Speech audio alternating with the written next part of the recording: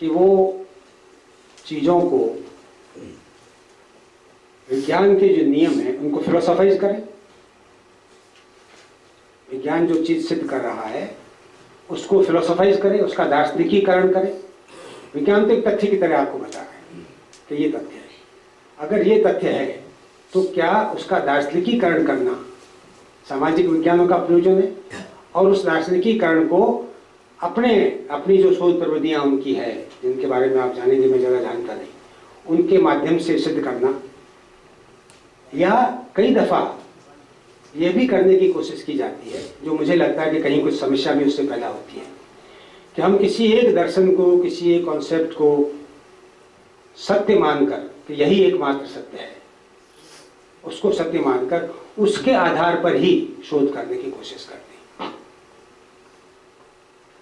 किसी जमाने में सोवियत रूस में जितनी शोध की जाती थी, उस सब का उद्देश्य कहीं न कहीं डायलेक्टिक्स का जो सिद्धांत था, और सामाजिक विज्ञानों के क्षेत्र में शोध की जाती थी, कहीं न कहीं जो ऐतिहासिक भौतिकवाद का सिद्धांत था, उसके आधार पर उस शोध को निर्देशित करने की परंपरा थी कि हर चीज़ को उसी के आधार पर सिद्ध करना है। तब मुझे ये लगता है कि इसमें शोध क्या हुई, क्योंकि सत्य तो आप पहले से जानते हैं, आपको मालूम है कि ये सिद्धांत सही है।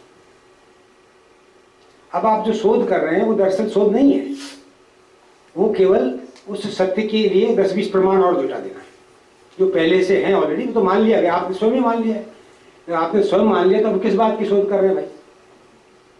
क्या बरामद कर रहे हैं उस शोध से? ये बरामद कर रहे हैं कि ये जो कहा गया, या मान लो किसी आप गांधी सिद्धांत के आधार पर शोध करते हैं, या मान लीजिए किसी भी विचार के आधार जो आपने स्वीकार कर लिया पहले से, उसके आधार पर शोध करते हैं, तो क्या इस शोध करने का मतलब ये है कि जो पहले से माना हुआ है आपके द्वारा, उसको कुछ और प्रमाणित कर दें, 10-20 प्रमाण और जुटा दें उसके लिए, अपने सर्वे के द्वारा, अपने किसी रिसर्च के द्वारा, कि देखिए ये जो बात कही गई थी सच है, हम भी ये इससे भी सिद्ध होती है। या आप किसी नए सत्य के नए स्वरूप की तलाश में हैं, सत्य का अनंत रूप है, तो क्या आप उस सत्य के किसी नए रूप की तलाश में हैं, इसके लिए शोध कर रहे हैं? प्रोजेक्ट के लिए कर रहे हैं, छोड़ दीजिए, पर क्यों कर रहे हैं? इसके पीछे वास्तविक कारण क्या है? आपकी चेतना में क्या है? क्यों शोध? वो जो पिछले सत्र में चित्तरंजन जी कह रहे थे कि वो क्या बेताबी है, वो क्या तलाश है जो वो शोध करने के लिए आपको विवश कर रही है। अगर वो किसी नए सत्य की तलाश करने के लिए, या सत्य के किसी नए रूप की तलाश करने के लिए आपको प्रेरित नहीं कर रही है, वो नहीं आपका प्रेरणा स्रोत या ताकत है, तो फिर जो भी शोध हो रहा है या होगा, वो पहले से सिद्ध चीज़ों को ही पुनः सिद्ध करने की कोशिश होगा। जो पहले से आपने मान लिया है कि हाँ ये सच है, उसी को फिर दोबारा से आप सिद्ध करना चाहते हैं, शोध करना, तो वो शोध नहीं होगा, इमिटेशन होगा। क्योंकि तब आप एक पहले से दिए गए फ्रेमवर्क में हर चीज़ को फिट इन करने की कोशिश करेंगे, और उसकी प्रक्रिया फिर ये होती है कि जो चीज़ कहीं उसके खिलाफ जाती हुई या उससे भिन्न जाती हुई दिखाई देगी, आप अपने चयन में उसको छोड़ देंगे, या अपने चयन में कई बार उसको इनसिग्निफिकेंट मान लेंगे। हाँ, होता है कभी कभी फिर इनसिग्निफिकेंट, कई बार इनसिग्निफिकेंट चीज़ें जिनको हम कहते हैं वो बहुत सिग्निफिकेंट हो जाती है। बुलबुला कभी भी विस्फोट बन सकता है। तो ये जो जिसे हम हाथ छोड़ देते हैं, छोड़ क्यों देते हैं? क्यों नहीं उसको भी विचार में लेते हैं? अगर समाज एक जटिल यथार्थ है, अगर मनुष्य की चेतना एक जटिल यथार्थ है, अगर हमारी पूरी इतिहास की प्रक्रियाएं एक जटिल यथार्थ है, तो उन्हें किसी एक ही सिद्धांत के आधार पर कैसे समझा जा सकता है, और किसी एक ही सिद्धांत को हम अंतिम सत्य की तरह कैसे स्वीकार कर सकते हैं? तो मेरे विचार से, जो बिल्कुल मैं जानता हूं कि एक मूर्खतापूर्ण विचार होगा आज के ज़माने में, लेकिन मेरे विचार से सच्चा शोधार्थी वो है जो पहले से दिए गए निष्कर्षों को चुनौती देता है। पहले से किए गए शोध से निष्कर्ष हमको बरामद हुए हैं, उनको जो चुनौती देता है, और अलग तरह से कुछ करने की कोशिश करता है, वही सच्चा शोधार्थी है। हमारे यहाँ सच्चा शिष्य उसे माना गया, और मैं चाहता हूँ कि मेरे विद्यार्थी ये सुने और वैसा करें। सच्चा शिष्य उसे माना गया जो अपने गुरु को चुनौती देता है और एक नया, ये नहीं गुरु का अपमान है उसमें, गुरु की सार्थकता ही इसी बात के अंदर है कि जो कुछ उसने जिस प्रक्रिया में से उनको दीक्षित किया उसमें एक नए सत्य की तलाश करने का जज्बा उसने उनमें पैदा कर दिया। अगर वो जज्बा उसमें पैदा नहीं हुआ है तो वो अच्छा गुरु नहीं है।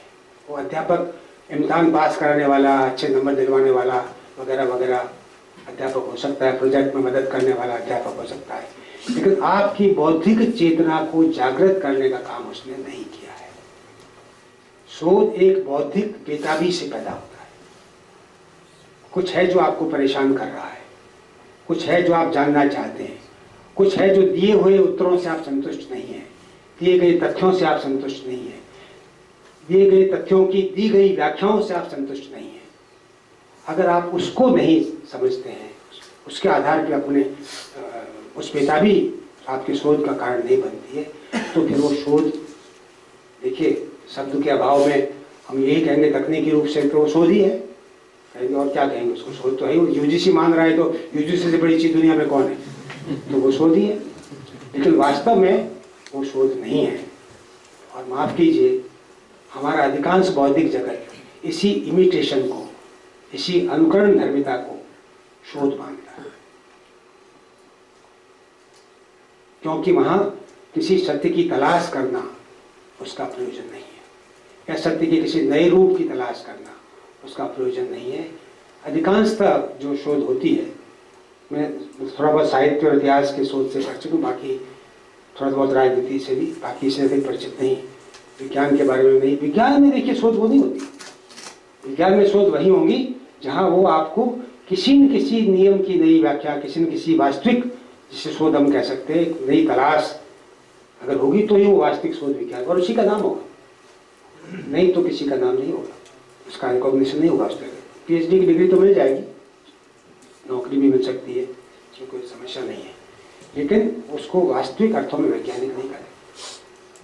विज्ञान के अध्यापक और वैज्ञानिक अलग होते हैं, इस बात को समझ लीजिए। अर्थशास्त्र के अध्यापक और अर्थशास्त्री अलग होते हैं, दर्शन शास्त्र के अध्यापक और दर्शन शास्त्री अलग होते हैं, इतिहास के अध्यापक मेरे जैसे और इतिहासकार अलग होते हैं।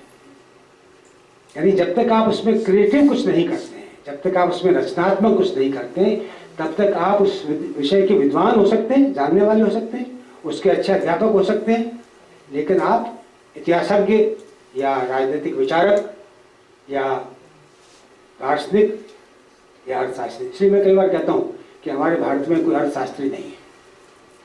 कोई अर्थशास्त्री होता तो समस्याओं को समझता, कुछ निराकरण निकालता। हमारे यहाँ कोई अर्थशास्त्री नहीं है। बड़े से बड़े जिनको हम अर्थशास्त्री मानते हैं, ये मूलतः अर्थशास्त्र के अच्छे अध्यापक रहे, और ये जो अच्छे अध्यापक रहे हैं वो उस विश्वविद्यालय शिक्षा से पढ़कर के आए हुए अध्यापक है जो पश्चिम की खास तरह की अर्थव्यवस्था को, या मैं ये कहूँगी एक साम्राज्यवादी पूंजीवादी अर्थव्यवस्था को हमारे ऊपर थोपने की कोशिश करते रहे। तो ये वो ठीक है, वो अर्थशास्त्र के कई नियम बता देंगे इत्यादि इत्यादि, ये कर देंगे, लेकिन क्या सामाजिक विज्ञानों के नियम, जिन्हें हम नियम कहते हैं, बहुत से हमारे विद्वान लोग कहते हैं जो इन चीज़ों पे विचार करते हैं, वो कहते हैं कि नहीं, सामाजिक विज्ञानों के नियम उस तरह अटल नहीं होते जिस तरह प्राकृतिक विज्ञानों के नियम होते। तो मैं ये कहता हूँ अगर सामाजिक विज्ञानों के नियम उस तरह अटल नहीं होते तो काहे को विज्ञान कह रहे हो?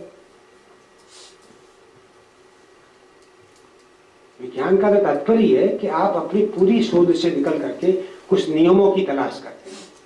जब तक कुछ लॉज आपको बरामद नहीं होते हैं उस शोध से, तब तक वो कुछ तथ्यों का विवरण इकट्ठा करना हो सकता है इत्यादि इत्यादि, लेकिन वो कभी भी वास्तविक अर्थों में शोध क्या शोधा है? कुछ नए तथ्य शोधे। वो नए तथ्य क्या कहते हैं? क्या वे किसी नए नियम की ओर इशारा करते हैं? क्या वो कोई नया नियम आपके सामने प्रस्तुत करते हैं? और क्या सामाजिक विज्ञानों में हम इस तरह के अटल नियम तलाश कर सकते हैं जैसा कि प्राकृतिक विज्ञानों के क्षेत्र में होता है?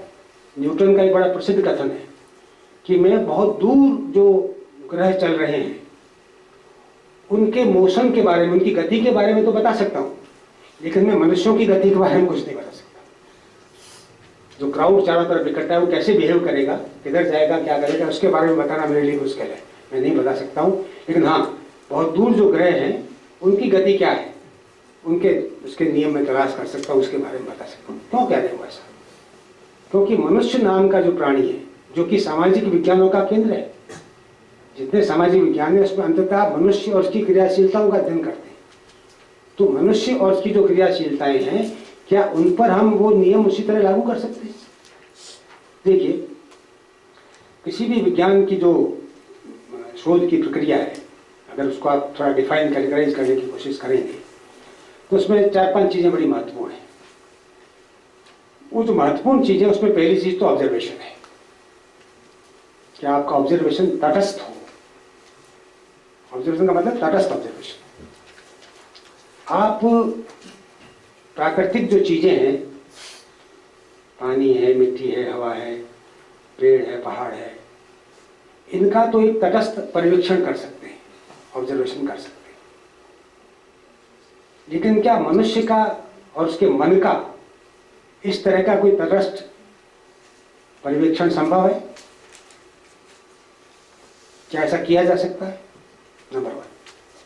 दूसरा, जिसे सामाजिक विज्ञानों के क्षेत्र में ऑब्जर्वर इफेक्ट कहा जाता है, पर्यवेक्षक प्रभाव। क्योंकि मनुष्य जब कुछ करता है और जो इसे पता लगता है कि मुझे कोई देख रहा है, मुझे कोई ऑब्जर्व कर रहा है, मुझे कुछ जानने की कोशिश कर रहा है, क्यों ही उसका व्यवहार बदल जाता है। तब आप जो ऑब्जर्व कर रहे होंगे वो नहीं है जो कि सहज रूप से होता है। तब आप एक कृत्रिम व्यवहार को ऑब्जर्व कर रहे होते हैं, एक सचेत व्यवहार को ऑब्जर्व कर रहे होते हैं, जो कि प्रकृति में नहीं है। प्रकृति में जैसा है वैसा है, और आपने उसको ऑब्जर्व किया, आपने उसका पर्यवेक्षण किया, तो उसमें एक तटस्थ आप रख सकते हैं, वो सही भी विवरण आप दे सकते हैं। पर मनुष्य का क्या सही विवरण दे सकते हैं? इसीलिए आप देखेंगे बड़ा परिवर्तन हुआ साइकोलॉजी में। कई बार हम क्या करते हैं कि जब हमें कोई चीज समझ में नहीं आती ना, तो हम देखते हैं चलो छोड़ो इसको, हम इसका रूप ही बदल देते हैं।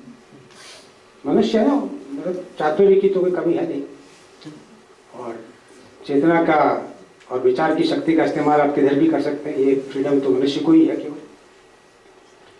तो हुआ क्या, मैं मनोविज्ञान से उदाहरण देता हूँ। ईश्वर जी यहाँ होते तो शायद ज्यादा बेहतर उस चीज को कहते कि ऐसा क्यों हुआ। वो उदाहरण ये है कि पहले हम मनुष्य के मन को समझने की कोशिश करते थे साइकोलॉजी में। उसको कई बार स्ट्रीम ऑफ कॉन्शियसनेस के आधार पे करते थे, कई बार कुछ प्रकार के कॉम्प्लेक्सेस के आधार पे करते थे, कई कई नियम उसके थे। कई कई बड़े जो मनोवैज्ञानिक कोई जो एक दूसरे से बहुत डिफर करते थे कि नहीं नहीं ये व्यवहार नहीं, मनुष्य का ये व्यवहार क्यों है क्यों नहीं, इसको लेकर बड़ी व्याख्या है। फ्राइड अलग करते थे, जुंग अलग करते थे, एडलर अलग करते थे, एरिक फ्रॉम ने अलग की, ये सब बड़े बड़े मनोवैज्ञानिक हुए। पर आजकल मनोविज्ञान क्या करता है, अब वो आपके मन का अध्ययन करने में इंटरेस्टेड नहीं है, क्योंकि वो बड़ा मुश्किल था, वो संभव नहीं, वो समझ चुका है इस बात को। इसलिए अब वो आपके बिहेवियर का अध्ययन करता है जो सामने दिखता है। तो ये बिहेवियरल साइकोलॉजी का जो विकास हुआ है वो इसी कारण से हुआ, क्योंकि मनुष्य के मन को जानना तो बड़ा मुश्किल काम है, उसको नहीं जाना जा सकता है, उसके लिए तटस्थ रहकर आप ऑब्जर्व नहीं कर सकते। तो जिस चीज को हम तटस्थतापूर्वक ऑब्जर्व कर सकते हैं वही करें, उतना ही करें। पर फिर मनोविज्ञान कैसे कहलाएगा, तो मन को जानने की चीज है। तो मनोविज्ञान अब कहता है कि आपके बिहेवियर से जो मन प्रकट होता है, आपके बिहेवियर से जो आपका एटीट्यूड प्रकट होता है उसको समझा जाए, बस वही साइकोलॉजी है। तो आप बिहेवियरल साइकोलॉजी बन गए। लेकिन बिहेवियरल साइकोलॉजी में भी कि आप उस तरह के एक्सपेरिमेंट कर सकते हैं जिस तरह के एक्सपेरिमेंट आप पशुओं के साथ में या अन्य जीवों के साथ में, मानवेतर प्राणियों के साथ में कर लेते हैं, क्योंकि कई एथिकल सवाल इसमें उठते हैं। एक पावलोव का बड़ा प्रसिद्ध वो है एक्सपेरिमेंट कि किस तरीके से आपके बिहेवियर को कंडीशन किया जा सकता है। और उसके लिए एक उसने, सभी जानते हैं मेरे ख्याल से, उसको विस्तार में जाने की आवश्यकता नहीं, आप जानते होंगे सारे उसके, कि कैसे एक खास तरह के एटमॉस्फेयर में डाल के अगर एक आदमी को, यदि किसी भी प्राणी को के साथ व्यवहार किया जाए तो थोड़े दिनों में वो वैसा व्यवहार करने लगता है जैसा आप चाहते हैं। तो ये यदि मैं मानता हूँ कि मनुष्य फिर भी अदम्य है, वो कुछ रास्ता उससे भी निकालेगा उसकी चेतना, लेकिन फिलहाल वो ये मानते कि नहीं ऐसा किया जा सकता है। लेकिन क्या ऐसा मनुष्य के साथ कर सकते हैं? बिल्ली के साथ तो कर सकते हैं, चूहे के साथ कर सकते हैं, कुत्ते के साथ कर सकते हैं, शेर के साथ भी कर सकते होंगे, पर क्या मनुष्य, जैसे शेर है ना, वो जो ही दिखाता है उसको सर्कस के अंदर, उसका ट्रेनर हंटर दिखाता है, हंटर से डर जाता है शेर, आप देखिए चला जाता है पिंजरे में, वो ट्रेनिंग है उसकी। तो ये ट्रेनिंग आप मनुष्य को देने की कोशिश करेंगे तो कितना एथिकल होगा? पर बहुत से समाज वैज्ञानिक ये कहेंगे हमें एथिक्स से कोई मतलब नहीं है, ज्ञान की निर्मित में इस एथिक्स का कोई मतलब नहीं, हमें एक नया ज्ञान प्राप्त करना है और उसके लिए एथिकल मॉरल चीज़ों की परवाह करने की आवश्यकता है, हम ऐसा कर सकते हैं। लेकिन क्या आप पूरे मानव समूह के साथ ऐसा कर सकते हैं?